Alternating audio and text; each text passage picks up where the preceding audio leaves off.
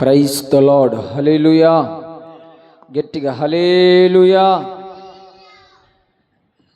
దేవుని పరిశుద్ధ ఘనమైన నామానికి సర్వమహిమ ఘనత ప్రభావములు యుగములు తరములు వరకు యేసునామమునకు కలుగును గాక. గట్టి చేద్దాం, ఆమేన్. హల్లెలూయా. ఈ యొక్క పునరుద్ధానపు ఆరాధనకు చేరువచ్చిన దేవుని బిడ్డలందరికీ ప్రభువును రక్షకుడునైన యేసు క్రీస్తు శక్తి కలిగిన నామమున నా హృదయపూర్వకమైన శుభాలు వందనాలు తెలియజేస్తున్నాను. అందరూ బాగున్నారని తలస్తున్నాను. కొద్ది నిమిషాలు ప్రభు యొక్క మాటలను మనం ధ్యానం చేసుకుందాం. మత్తయి సువార్త. బైబిల్ ఉన్నవారందరూ తెరిచి దేవుని మాటలు చూడాల్సిందిగా ప్రభు పేరిట మనవి చేస్తున్నాను. మత్తయి సువార్త 7వ అధ్యాయము. మత్తయి సువార్త 7వ అధ్యాయము 24 నుంచి 27 వచనాలను నేను చదువుతాను. చాలా జాగ్రత్తగా ఆలకించాల్సిందిగా ప్రభు పేరిట మనవి చేస్తున్నాను. కాబట్టి ఈ నా మాటలు విని వాటి చొప్పున చేయు ప్రతివాడును బండ మీద తన ఇల్లు కట్టుకొనిన బుద్ధిమంతుని పోలియుండును. వాన కురిసెను, వరదలు వచ్చెను, గాలి విసిరి ఆ ఇంటి మీద కొట్టెను గాని దాని పునాది బండ మీద వేయబడను గనుక అది పడలేదు. మరియు ఈ నా మాటలు విని వాటి చొప్పున చెయ్యని ప్రతివాడును ఇసుక మీద తన ఇల్లు కట్టుకొనిన బుద్ధిహీనుని పోలియుండును. వాన కురిసెను, వరదలు వచ్చెను, గాలి విసిరి ఆ ఇంటి మీద కొట్టెను, అప్పుడది కోలబడెను, దాని పాటు గొప్పదని చెప్పెను. చదవబడిన లేఖన భాగము పరిశుద్ధాత్మ దేవుడు మనందరి వినికిలు ఆశీర్వాద కర్మగా మార్చునుగాక. ఆమేన్. గట్టి చూద్దాం, ఆమేన్. హల్లెలూయా, హల్లెలూయా, హల్లెలూయా. చదివిన ఈ యొక్క సందర్భాన్ని ఒకసారి మనం గమనిస్తే,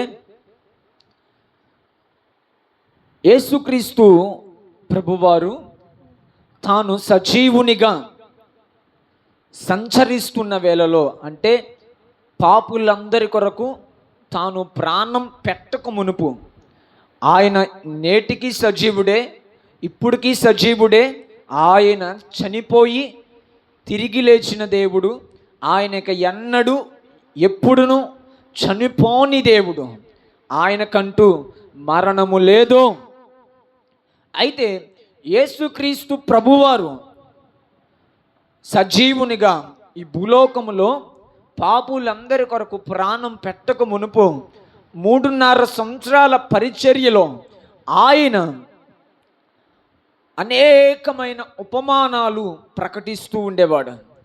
తను ఎదుటనున్న జనులకు అర్థమయ్యే రీతిలో వారు గ్రహించేటట్లుగా, ప్రియ దేవుని బిడ్డలారా, ఆయన ఆయా రకాలైన ఉదాహరణలు, ఎగ్జాంపుల్స్ తీసుకొని ఆయన బోధిస్తూ ఉండేవాడు. ఇక్కడ కూడా యేసుక్రీస్తు ప్రభువారు ఒక ఎగ్జాంపుల్ తీసుకున్నాడు. ఏంటి ఆ ఎగ్జాంపుల్ అంటే, బుద్ధిమంతుడు, బుద్ధిహీనుడు. బుద్ధిమంతుడు ఎవడు అని అంటే బండ మీద తన ఇల్లు కట్టుకొనినవాడు. బుద్ధిహీనుడు ఎవరు అని అంటే ఇసుక మీద తన ఇల్లు కట్టుకున్నవారు. అయితే ప్రియ దేవుని బిడ్డలారా, ఇది చాలా సార్లు మనం వినుంటాం. బుద్ధిమంతుడు ఇల్లు కట్టాడు బండ మీద, బుద్ధిహీనుడు ఇల్లు కట్టాడు ఇసుక మీద. అయితే ఈ బుద్ధిమంతుడు ఇల్లుని పరీక్షించడానికి వాన కురిసింది, వరదలు వచ్చాయి, అలాగే గాలి విసిరింది, ఆ ఇంటి మీద కొట్టాయి. కానీ ఆ ఇల్లు పడిపోలేదు. ఎందుకు పడలేదు అని లేఖనము స్పష్టంగా చెప్తుంది. అది బండ మీద కట్టబడిందంట. హల్లెలూయా, హల్లెలూయా. ఈ బండ మీద కట్టబడిన వారు ఎవరు అని అంటే దేవుని చిత్తానుసారముగా ఇక్కడ స్పష్టంగా కనబడుతుంది. కాబట్టి ఈ నా మాటలు విని వాటి చొప్పున చేయు ప్రతివాడు ఎలాగుంటాడనంటే బండ మీద ఇల్లు కట్టిన బుద్ధిమంతుని పోలి ఉంటాడంట.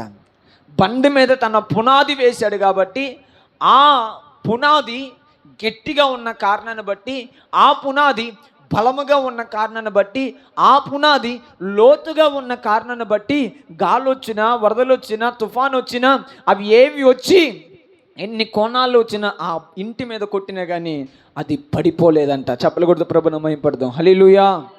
కానీ బుద్ధిమంతుడు ఏం చేశాడు అంటే డబ్బులు ఎక్కువైపోతాయి అని అనుకున్నాడేమో, ఎందుకులే ఇలా కూడా ఉండిద్దిలే ఇల్లు అని ఆలోచన చేసి ఏం చేశాడు, తను ఇసుక మీద కట్టాడు. మంచిగా కట్టాడు, మంచిగా అలంకరించాడు, ఇతని కంటే బలంగా అన్ని విషయాల్లో కింద తప్ప అన్ని బాగా కట్టుకున్నాడు. కానీ ఏం జరిగింది, గాలి ఆ ఇంటిని కొట్టినట్లుగా ఈ ఇంటిని కూడా కొట్టింది, వర్షము ఆ ఇంటి మీద పడినట్లుగా ఈ ఇంటి మీద కూడా పడింది. ప్రియ దేవుని బిడ్డలారా, ఆ యొక్క తుఫాను ఆ ఇంటి మీదకి ఎగసి వచ్చినట్లుగా ఈ ఇంటి మీద కూడా ఎగసి వచ్చింది. కానీ అదేమో నిలబడింది, ఇదేమో కుప్పకూలిపోయింది. కూలిపోయింది, ఇది నిలవలేదు. కారణం ఏంటంటే పునాది లేదు.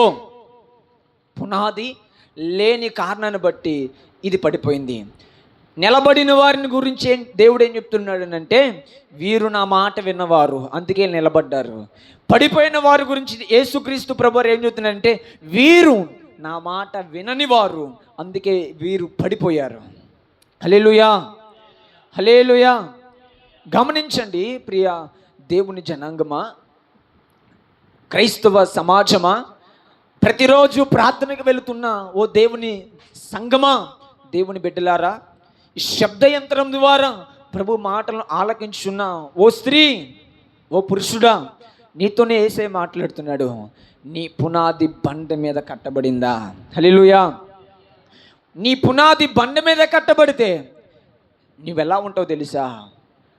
పటిష్టంగా ఉంటావు, కదలని వ్యక్తిగా ఉంటావు, ఎన్నడూను ఓడిపోని వ్యక్తిగా ఉంటావు, ఎన్నడను ఓటమి కానరాని వ్యక్తిగా ఉంటావు, ఎన్నడను అపజయమే ఎరుగని బిడ్డగా ఉంటావు.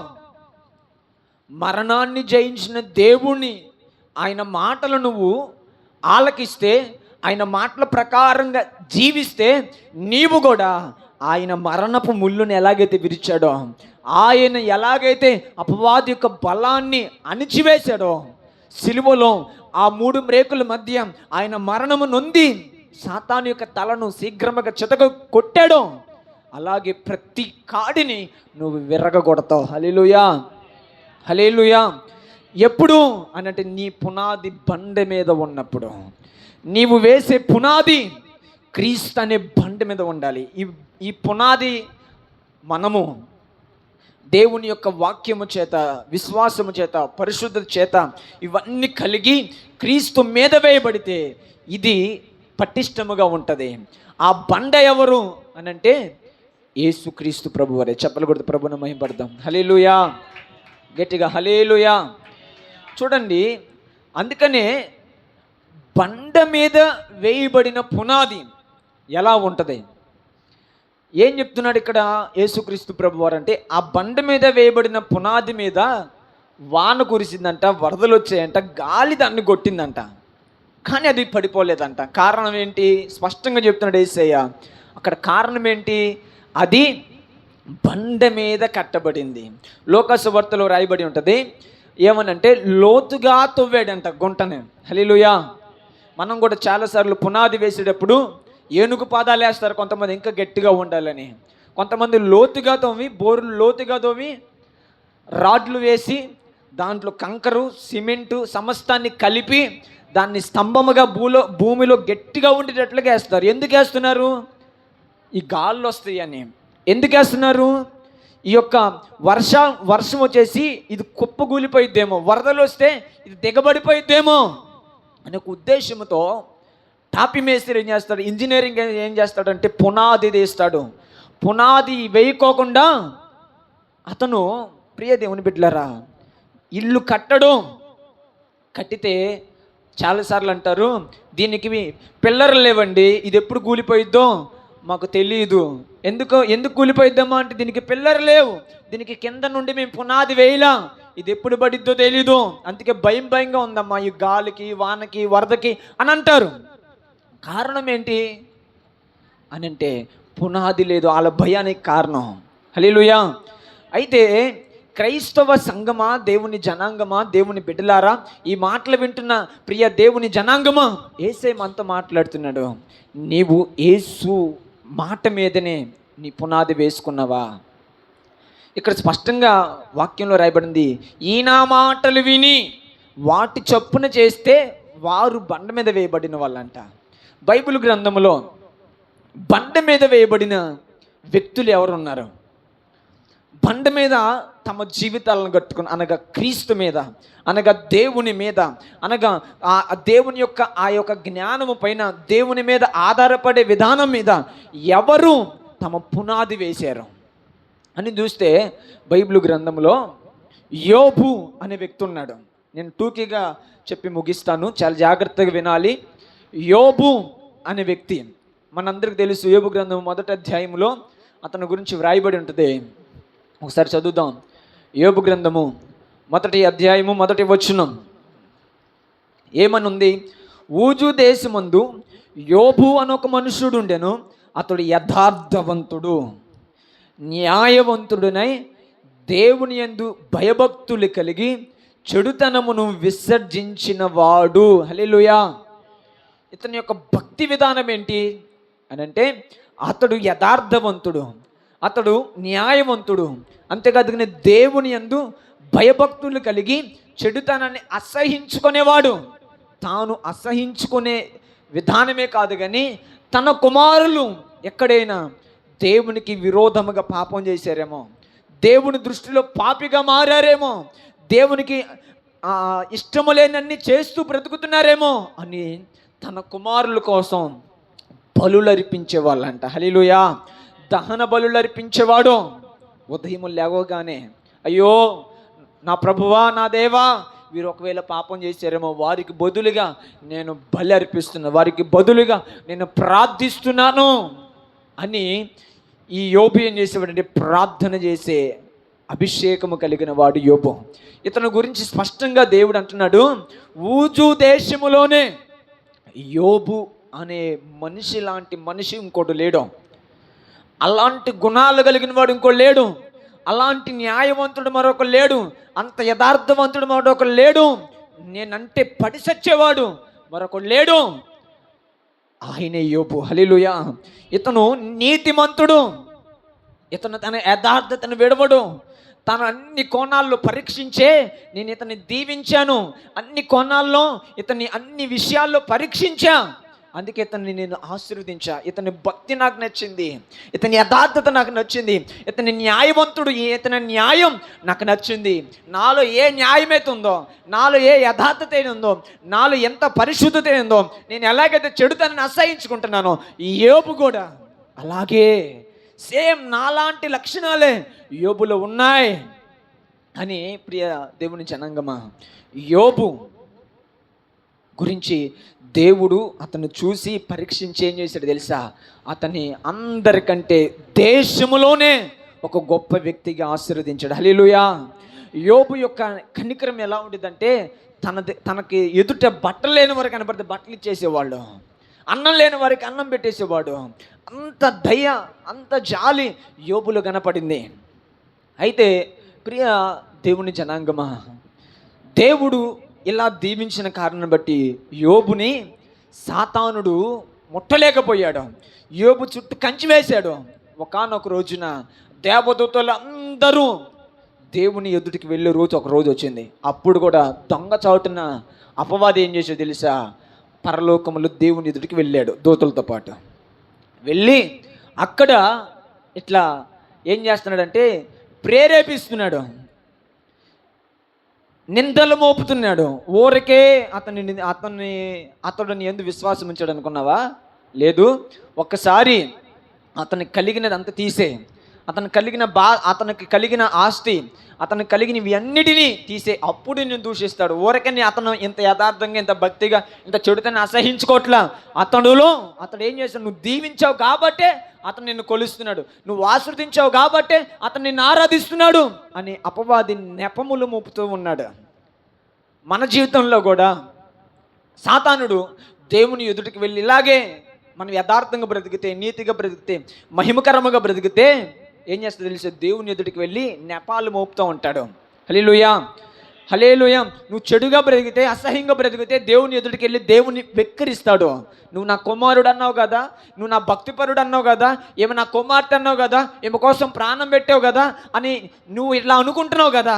కానీ చూడు నీ కుమారుడు, చూడు నీ కుమార్తె ఎలాగ సినిమాల దగ్గర ఉందో, చూడు ఎలాగ నీ కుమారుడు సినిమా హాల్ దగ్గర ఎలాగ ఉన్నాడో, చూడు డిస్కో డ్యాన్సుల దగ్గర ఎలాగ ఉన్నాడో, చూడు అని దేవుడు ఏం చేస్తాడు తెలుసా? అపవాది ఏం చేస్తాడు తెలుసా? దేవుని ఎదుటికి వెళ్ళి నవ్వుతూ నిన్ను బట్టి, ప్రియ దేవుని బిడ్డలారా, హేళన చేస్తాడు అక్కడ దేవుని దగ్గర. హల్లెలూయా, హల్లెలూయా. చూడండి, అలాగే యోబు విషయంలో కూడా వెళ్ళాడు. అయితే దేవుడు అన్నాడు, నువ్వు ఎన్నైనా చేసుకో, కానీ నా కుమారుని అన్ని విషయాల్లో నేను పరీక్షించే అతన్ని నేను దీవించా. సరే, నీకు నమ్మకం కలగాలంటే, నీవు ఇక అతని జోలికి అన్నడు రాకుండా ఉండాలంటే నీకు అవకాశం ఇచ్చపో అని అన్నాడు. హల్లెలూయా. మొదటి అవకాశంలో ఏం చేశాడంటే అపవాది తనకి కలిగిన పశువులు, గాడిదలు, ఒంటెలు సమస్తాన్ని, అలాగే తన కుమార్తెల్ని, తనకు కలిగిన పశువులు, ఒంటెలు, గాడిదలు వీటన్నిటినీ శత్రువులు వచ్చి పట్టుకొని వెళ్ళిపోయేటట్లుగా చేశాడు.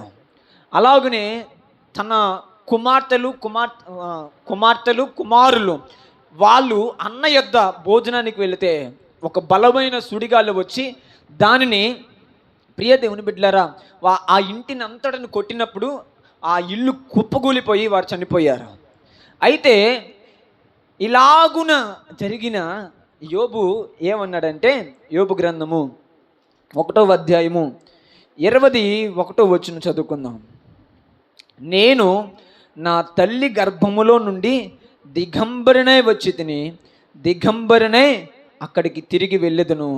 యెహోవా ఇచ్చెను, యెహోవా తీసుకొని పోయెను, యెహోవా నామమునకు స్తుతి కలుగునుగాక. చెప్పలు కూడా ప్రభువుని మహిమపడదాం. హల్లెలూయా, హల్లెలూయా. చూడండి, తన ఆస్తి పోయినా, తను ప్రాణముగా పెంచుకున్న కుమారులు, కుమార్తెలు పోయినా, అతను అంటున్న విధానం ఏంటంటే, ఏమంటున్నాడు? నేను తల్లి గర్భములో నుండి దిగంబరిగా వచ్చాను, అలాగే దిగంబరిగానే పోతాను. కాబట్టి ఏమంటున్నాడు అక్కడ? యెహోవా ఇచ్చెను, యెహోవా తీసుకొని పోయాను. ఆయన ఇచ్చాడు, ఆయన తీసుకొని పోయాడు, ఆయనకే మహిమ కలుగును గాక అన్నాడు. హల్లెలూయా. ఇక్కడ యోబు పునాది ఎక్కడుంది అని అంటే, బండ మీద కట్టబడిన అతని పునాది. కుమారులు పోయినా, ఆస్తి పోయినా, ఒంటెలు పోయినా, తనకు కలిగిన సమస్తం పోయినా, అతను పునాది బండ మీద వేయబడింది. ఆ గాలి వచ్చిన, ఆ వరదలు వచ్చిన, ఎన్ని కోణాలు అపవాది ఎన్ని రకాలుగా అతన్ని కొట్టాలని చూసినా, ఆ పునాది బండ మీద వేయబడింది. చెప్పలు కొడుతూ ప్రభువుని మహిమపడదాం. హల్లెలూయా, హల్లెలూయా. ఆ బండ మీద వేయబడింది గనుక అతను అంటున్నాడు, యెహోవా ఇచ్చును, యెహోవా తీసుకొని పోయిను, యెహోవా నామమునకు సర్వ మహిమ ఘనత ప్రభావం కలుగునుగాక అంటున్నాడు. చెప్పలు కొడుతూ ప్రభువుని మహిమపడదాం. హల్లెలూయా. చూడండి ప్రియ దేవుని జనాంగమా, ఇలాగున యోబు దేవుణ్ణి ఏం చేశాడు తెలుసా? మహిమపరిచాడు. ఇలాగే మన జీవితాల్లో కూడా మన పునాదులను కదిలించడానికి, నీ విశ్వాస జీవితాన్ని కదిలించడానికి, నువ్వు క్రీస్తు మీద ఆధారపడ్డావా, ఆధారపడలేదా అని ఏం చేస్తే తెలుసా? అపవాది రోగాల గుండా వస్తాడు, వ్యాధుల గుండా వస్తాడు, సమస్యల గుండా వస్తాడు, అప్పుల మూలముగా వస్తాడు, మనుషుల ద్వారా వస్తాడు. ప్రియ దేవుని జనాంగమం, ఆయా రకరకాలుగా నిన్ను ఇబ్బంది పెడతానికి ప్రయాణం చేస్తూనే ఉంటాడు, ప్రయాస పడుతూనే ఉంటాడు. అయితే నీవు కూడా యోబుకులాగా సర్వాన్ని కోల్పోయినా, యోబుకులాగా ప్రియ దేవుని బిడ్డలారా ఆస్తి కోల్పోయినా, కుమార్తెలు కుమారులను కోల్పోయినా, యేసు నీతో మాట్లాడుతున్నాడు. హల్లెలూయా. ఏమంటున్నాడు తెలుసా? నీ పునాది బండ మీద వేయబడితే నీవు యోబుకి లాగేమంట తెలుసా? హల్లెలూయా. యెహోవా ఇచ్చెను, యెహోవా తీసుకొని పోయిను అని అంట. చప్పలు కొడుతూ ప్రభువుని మహిమపడతాం. హల్లెలూయా. చూడండి, ఇలాంటి గుణం, ఇలాంటి స్థిరత్వం, ఇలాంటి చంచలత్వం లేని హృదయం ప్రభు మనలో కోరుకుంటున్నాడు.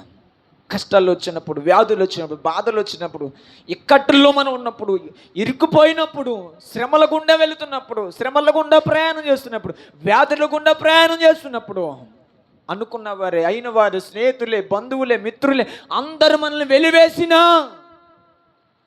యేసయ్య మాట మీద నువ్వు కట్టబడితే, హల్లెలూయా, యేసయ్యలో నువ్వు నివాసం చేస్తే, యేసు బండ మీద, ఆయన మాట మీద నువ్వు విశ్వాసం ఉంచితే నీవు ఎన్నడూ కదలవు. చప్పలు కొడుతూ ప్రభువుని మహిమపడదాం. హల్లెలూయా.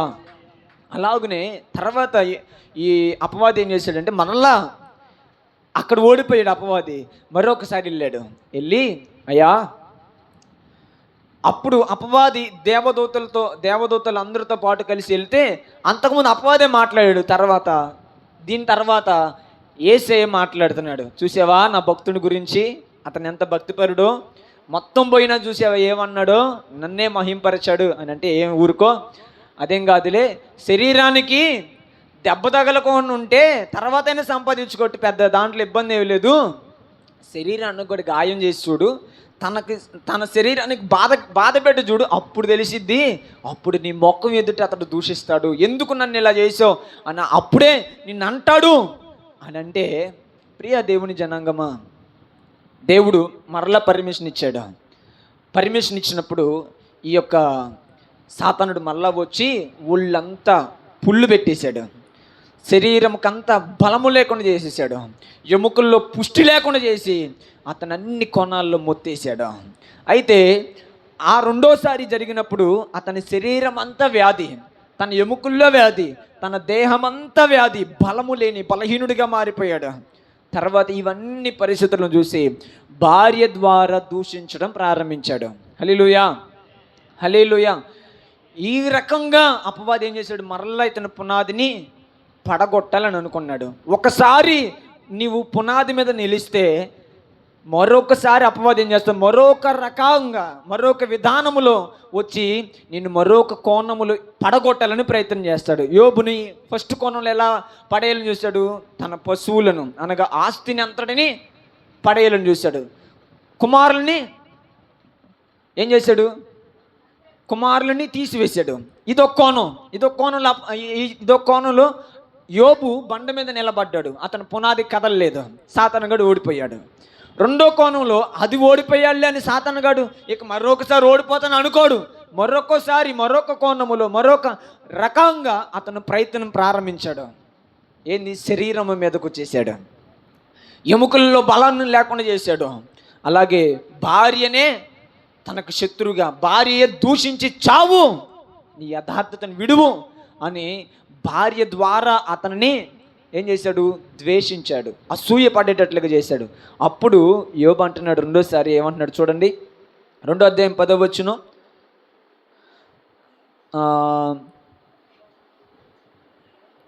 8వ వచనం చదువుకుందాం. అతడు ఒళ్ళు గోక్కొనుటకైనను చిల్ల పెంకు తీసుకొని బూడిదలో కూర్చుండగా అతని భార్య వచ్చి, నీవు ఇంకను యథార్థతను వదలకు ఇందువా, దేవుణ్ణి దూషించి మరణము కమ్మనెను, అందుకు అతడు మూర్ఖురాలు మాట్లాడినట్లు నీవు మాట్లాడుచున్నావు, మనము దేవుని వలన మేలు అనుభవించదమా, కీడును మనం అనుభవింప తగదా అనెను. ఈ సంగతులలో ఏ విషయమందును యోబు నోటి మాటతోనైనను పాపము చేయలేదు. చప్పలు కొడుతూ ప్రభువుని మహిమపడదాం. హల్లెలూయా. అతని పునాది పలు రకాలుగా పడేయాలని అపవాది చూశాడు, కానీ ఏ కోణంలో అపవాదికి దొరకలా. ఎందుకు దొరకలేదంటే అతను నీతిమంతుడు, హల్లెలూయా, యథార్థవంతుడు, అతను న్యాయవంతుడు, చెడుతనాన్ని అసహించుకునే స్వభావం గలవాడు. క్రీస్తు అనే బండ మీద తన పునాది వేయబడింది, అందుకనే అతను పునాది కదలలేదు. ఎన్ని కోణాల్లో గాలి ఏ కోణాల్లో వచ్చి కొట్టినా ఆ పునాది పడలేదంట. ఎంత వరద వచ్చినా అది దిగిపోలేదు. అది ప్రియ దేవుని బిడ్డలారా, ఎంత వరదలు వచ్చి ఎంత వాన పడ్డా ఆ పునాది కోలలేదు. కారణం ఏంటి అని అంటే, ఆ పునాది క్రీస్తు అనే బండ మీద వేయబడింది. హల్లెలూయా. యోబు అనే పునాది ఎక్కడ వేయబడింది? క్రీస్తు అనే బండ మీద. హల్లెలూయా. ఈ రోజున నీ పునాది, మన పునాది, నా పునాది, మనందరి పునాది ఎక్కడ ఉంది? క్రీస్తు అనే బండ మీద కట్టబడుతుందా, లేదంటే ఇసుక మీద కట్టబడుతుందా? నీవు దేవుని మాట వింటే క్రీస్తు అనే బండ మీద కట్టబడుతున్నావు. ఆయన చెప్పినట్టుగా జీవిస్తే క్రీస్తు అనే బండ మీద కట్టబడుతున్నావు. ఆయన ఏ రకంగా నడవమని చెప్తే నువ్వు ఆ రకంగా నడిస్తే క్రీస్తు అనే బండ మీద కట్టబడిన వ్యక్తిగా మారతావు. అదే ఆయనకి విరోధమైన ఏ కోణములో నువ్వు ప్రయాణం చేసినా నీ ప్రయాణం ఇసుక మీద కట్టబడిన వలేనే ఉంటుంది. హల్లెలూయా.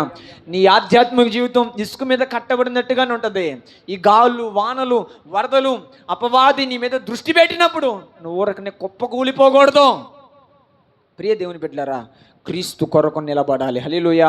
ఎవరు నిలబడతారు క్రీస్తు కొరకు అంటే, ఎవరైతే ప్రియ దేవుని బిడ్డలారా యథార్థంగా బ్రతుకుతారో, ఎవరైతే న్యాయంగా జీవిస్తారో, ఎవరైతే చెడుతనాన్ని అసహించుకుంటారో, ఎవరైతే క్రీస్తు కొరకు బ్రతకాలి, క్రీస్తు కొరకు జీవించాలి, క్రీస్తు కోసం నా ప్రాణాన్ని త్యాగం చేయాలి, బ్రతుకుటే క్రీస్తే, చావైతే లాభము అని ఎవరైతే అంటారో వారు మాత్రమే క్రీస్తు కొరకు బ్రతుకుతారు. చెప్పలు కూడా ప్రభువుని మహిమపడదాం. హల్లెలూయా. వారు పునాది మాత్రమే కుప్పకూలిపోదు, వారి ఇల్లు మాత్రమే నిలకడగా నిలబడిద్ది. చూడండి, రెండోదిగా అక్కడ మనం గమనిస్తే, రెండో వ్యక్తి దానియేలు. ఎవరు? దానియేలు.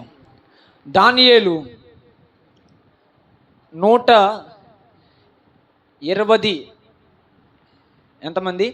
127 మంది సంస్థానాల పైన అధిపతిగా ఉన్న రాజు దగ్గర ఉన్నాడు. అతను 119 మంది పైన అధికారిగా ఉన్నాడు. అయితే అక్కడ దానియేలు గురించి మనం గమనిస్తే, అక్కడ దానియేలు అధిపతులు, దానియేలుతో పాటు సహా అధికారములు ఉన్నవారు ఏం చేస్తున్నారంటే దానియేలు మీద పగబట్టారు. అయితే అంతేకాదు కానీ రాజు ఆజ్ఞ అతని ప్రార్థన జీవితాన్ని పాడు చేయటానికి, అతని యొక్క పునాదిని పాడు చేయడానికి ఆరంభమైంది. ఆజ్ఞ ఇయ్యబడింది. అలాగునే మరణము అనగా సింహాల గృహలో అతనికి వేయబడతారు అని, సింహాలు అంటే మరణం అతను ఎదురు చూస్తూ ఉంది.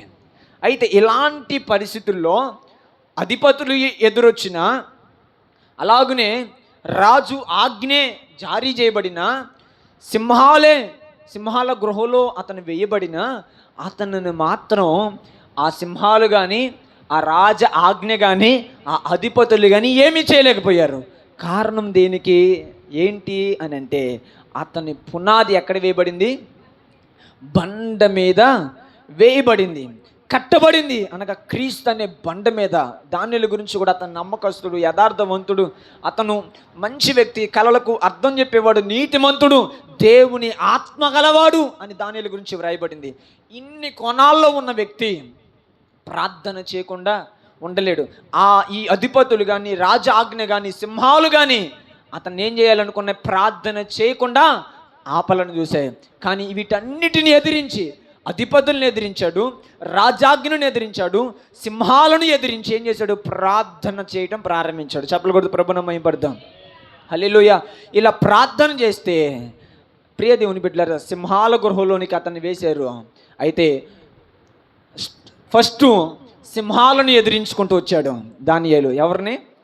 సింహాల నోళ్ళు మూసేశాడు. తర్వాత రెండోది రాజ ఆజ్ఞను మార్పిడి చేసేసాడు. తర్వాత ఎవరైతే తనకు శత్రువులుగా నిలబడ్డారో వారినే, ఏ సింహాల కోసమైతే దానియేలు కోసం ఏ సింహాలను అయితే రెడీ చేశారో ఆ సింహాలకి ఆహారంగా ఆ అధిపతులను, తన తోటి అధిపతులను ఏం చేశాడు? సింహాల గృహలో ఆహారంగా మార్చేశారు. హల్లెలూయా. హల్లెలూయా. చూడండి, ఈ 3 రకాలుగా దానియేలు పునాదిని ఏం చేయాలని చూశాడు సాతానుడు? పడగొట్టాలని చూశాడు. అతని ప్రార్థన జీవితాన్ని ఆపాలని చూశాడు. తన పునాది పడేయాలని, తన ఇల్లును పడేయాలని గాలిలాగా వచ్చి, వరదలాగా వచ్చి, నీటిలాగా వచ్చి ఏం చేశాడు? పడేయాలని చూశాడు.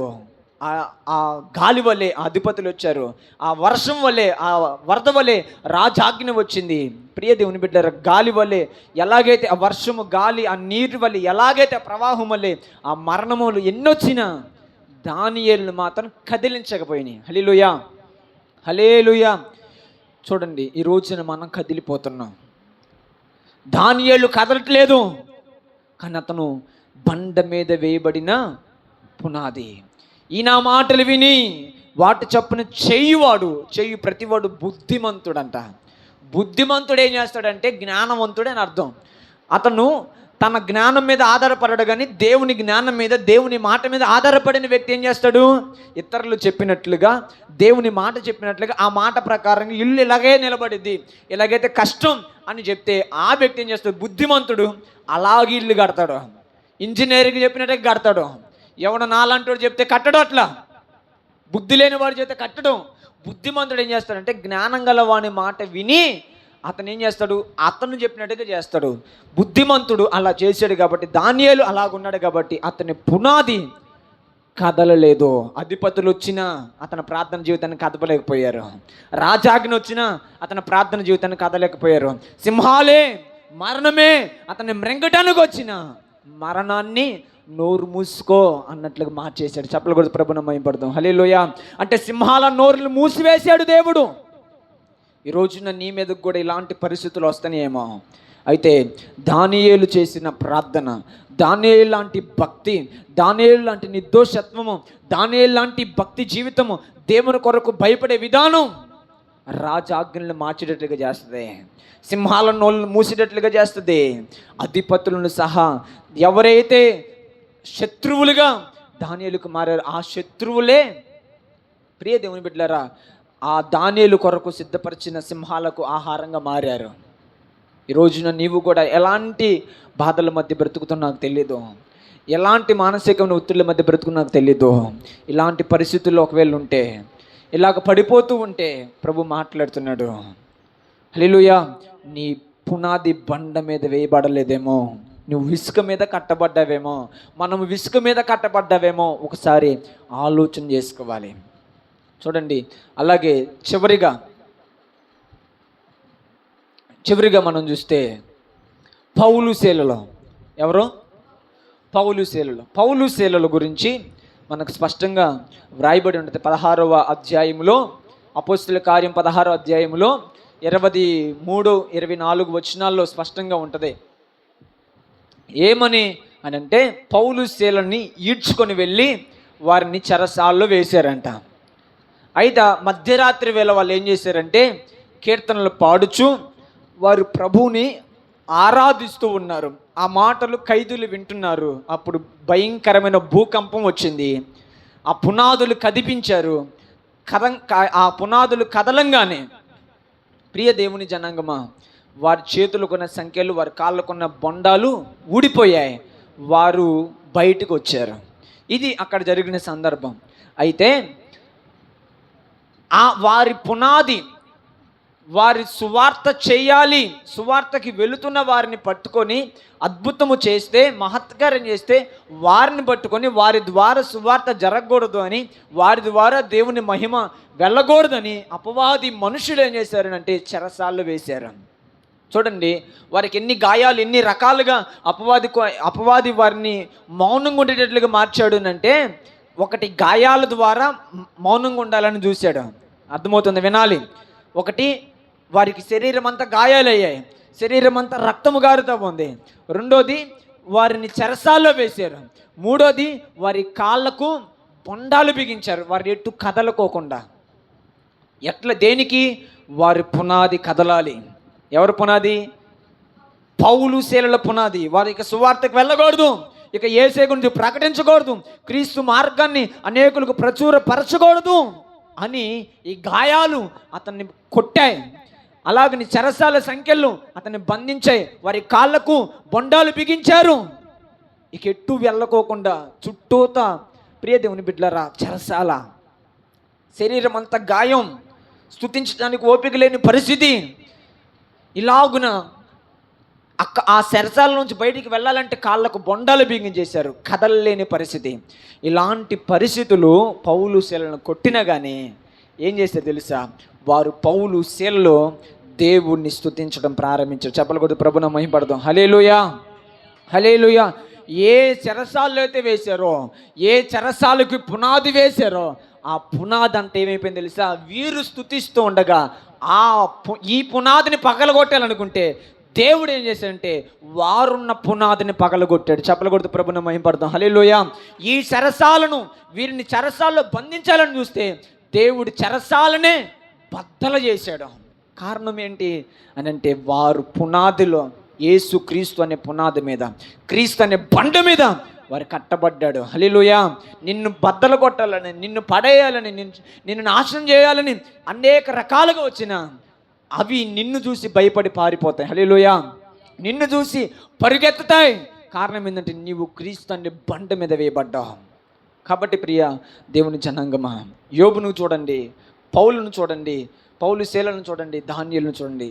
వీరిని గాలి, వర్షం, వరదలు ఈ పునాది మీద కట్టబడిన యేసు క్రీస్తు అనే పునాది మీద కట్టబడిన వీరిని కొట్టాయి. అనగా అన్ని కోణాల్లో యోబును మరొక 4 కోణాల్లో అతన్ని కొట్టాయి. దానియేలును 3 కోణాల్లో కొట్టాయి. చూడండి, పౌలుని కూడా 3 రకాలుగా హింసించాయి. కానీ ఏవి ఈ పునాదులను కదిలించలేకపోయాయి.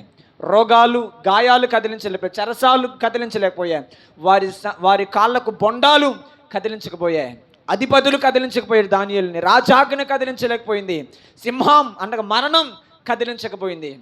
యోబు జీవితంలో కూడా భార్య కదిలించలేకపోయింది, శరీరం అంతా రోగమైన కదిలించలేకపోయింది.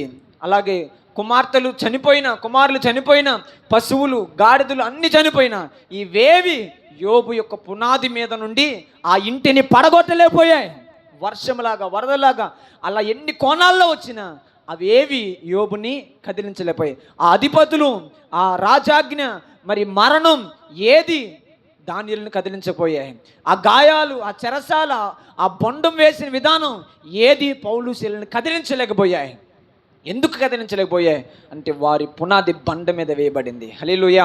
క్రీస్తు యొక్క అడుగు జాడలో నడిచారు, క్రీస్తు మార్గములో జీవించారు, క్రీస్తు కొరకు ఆశ కలిగి బ్రతికారు. అందుకని వారు మాత్రం కదిలింపబడలేదు. వీరు ఇసుక మీద వేయబడిన పునాది లాంటి వ్యక్తులు కాదు, క్రీస్తు యొక్క అడుగు జాడలో నడిచిన వ్యక్తులు. ఈ రోజున నీవు కూడా నీ పునాది బండ మీద వేయబడిందా లేకపోతే ఇసుక మీద వేయబడిందా? నువ్వు బండ మీద వేయబడితే దానియేలులాగా ఉంటావు, నువ్వు బండ మీద వేయబడితే యోబులాగా నువ్వు బ్రతుకుతావు, నువ్వు బండ మీద వేయబడితే ప్రియ దేవుని బిడ్డలారా పౌలు శీలలాగా నీ ఇల్లు స్థిరముగా నిలుస్తుంది. హల్లెలూయా, హల్లెలూయా. ఒకవేళ బండ మీద వేయబడకపోతే ప్రియ దేవుని బిడ్డలారా దాని గురించి స్పష్టంగా రాయబడింది, ఈ నా మాటలు విని వాటి చొప్పున చెయ్యని ప్రతివాడు ఇసుక మీద కట్టిన బుద్ధిహీనుని పోలియుండును. ఆ గాలి వచ్చి, వరద వచ్చి ఆ ఇంటిని కొట్టినప్పుడు అది కూలిపోయిను, దాన్ని పాటు గొప్పది అని వాక్యంలో రాయబడింది. కాబట్టి దేవుని జనాంగమా, దేవుని బిడ్డలారా, నీవు ఇసుక మీద కట్టబడితే ఇకనైనా దేవా నేను ఇసుక మీద కట్టబడి నా జీవితం మాటికి పడిపోతున్నాను, నా బ్రతుకు మాటికి పడిపోతున్నాను, నేను జయించలేకపోతున్నాను, ఇక నీ ఆజ్ఞల ప్రకారం నేను జీవించానయ్యా, నీ ఆజ్ఞల ప్రకారం నడుచుకుంటానయ్యా, నీవే నా సర్వస్వమయ్యా, నీ మీద నా జీవితం కట్టబడాలయ్యా. నీ మీద నేను కట్టబడితే, క్రీస్తు నీ మీద నేను కట్టబడితే నేను దానియేలులాగా నిలబడతానయ్యా, యోబుకులాగా నిలబడతానయ్యా, పౌలు శీలలాగా నేను నిలబడతానయ్యా అన్ను ప్రార్థన చేసుకోవాలి. హల్లెలూయా. అలా ప్రార్థన చేసుకొని నీవు బండ మీద కట్టడానికి ప్రయత్నం చేస్తే, హల్లెలూయా, బండ మీద కట్టే కృపను నాకు ఇవ్వయా అని ప్రభు పాదాలకి ప్రార్థన చేయగలిగితే తప్పనిసరిగా ప్రభు అట్టి కృపను ఇస్తాడు. హల్లెలూయా. కాబట్టి బండ మీద వేయబడిన పునాది ఎలా ఉంటుందంటే దానియేలులాగా ఉంటుంది. హల్లెలూయా. బండ మీద వేయబడిన పునాది ఎలాగుంటుందంటే యోబులాగా ఉంటుంది. బండ మీద వేయబడిన పునాది ఎలాగుంటుందంటే పౌలు శీలలాగా ఉంటుంది. ఈ పునాది కదలకోకుండా, మన పునాది కూడా కదలకుండా ఉండాలంటే దేవుని వాక్య ప్రకారంగా మనం ఏం చేయాలి? జీవించాలి. వీళ్ళు దేవుని యందు ఎలాగైతే విశ్వాసం ఉంచారో మనం కూడా అలాగ విశ్వాసం ఉంచాలి. అలాగనే వారు ఎలాగైతే పరిశుద్ధంగా జీవించారో మనము కూడా పరిశుద్ధంగా జీవిస్తే మన పునాది కూడా క్రీస్తు అనే బండ మీద వేయబడింది. మనము కూడా వీరికి లాంటి పరిస్థితులు మనకు ఎదురైతే మనము కూడా వారికి లాగే మనము కూడా కథలని విశ్వాస వీరులముగా మారుదముగాక. దేవుడు కొన్ని మాటలు మన వెన్నుకలు ఆశీర్వాదకరంగా మార్చునుగాక. గట్టిగా ఆమేన్, హల్లెలూయా.